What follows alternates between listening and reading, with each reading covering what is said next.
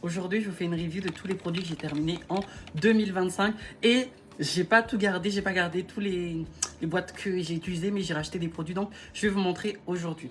Pour commencer, on va commencer dans les cheveux parce que j'en ai qu'un.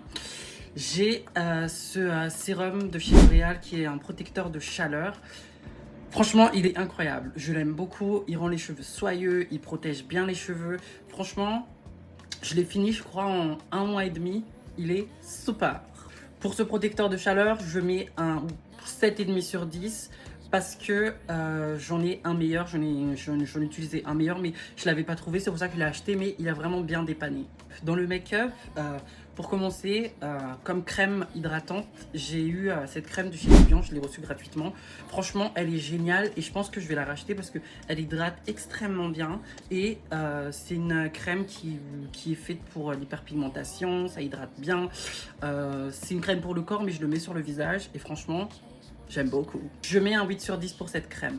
En continuant dans la skincare, j'ai fait une très grosse commande chez The Ordinary et ils m'ont envoyé ce petit sérum qui protège la barrière cutanée.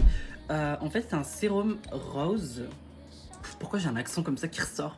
C'est un sérum rose et franchement, je l'ai beaucoup aimé et je pense que je vais le racheter. En restant dans The Ordinary, le sérum à la niacinamide de chez The Ordinary, franchement c'est le meilleur sérum à la niacinamide que j'ai essayé, que j'ai testé. Ça me fait une extrême belle peau. Pour ce sérum, je mets un 10 sur 10. Dans le make-up, j'ai essayé beaucoup d'anti-cernes cette année. Pour commencer, j'ai essayé cet anti-cerne de chez Fenty. Je ne l'ai pas du tout aimé. Sincèrement, je ne l'ai pas du tout aimé. Il n'est pas couvrant, même s'il y a du sérum hydratant, même s'il y a des soins de la peau dedans. Je ne l'ai pas du tout aimé. Il n'est pas assez couvrant. Il file dans les ridules.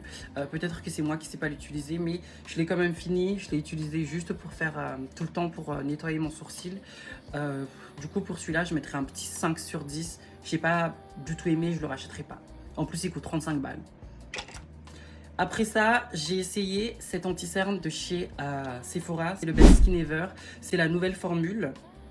Il est sorti, je crois, il y a 2 mois et je l'ai déjà fini. Franchement, il est super. Je l'adore. Il fait vraiment une super belle peau. Ça laisse pas, genre, vous voyez l'effet, genre, trop cartonné, trop make-upé des fond de teint ou des anti-cernes. Franchement, je l'adore. La nouvelle formule est vraiment géniale. Je mettrai un bon 9 sur 10 pour cet anti-cerne. Je le conseille et je pense que je le rachèterai. J'ai juste racheté le fond de teint. Il est génial. Il est vraiment génial. C'est d'ailleurs le fond de teint Best Skin Ever que je porte là. Il est vraiment génial. J'adore cette collection, je le conseille.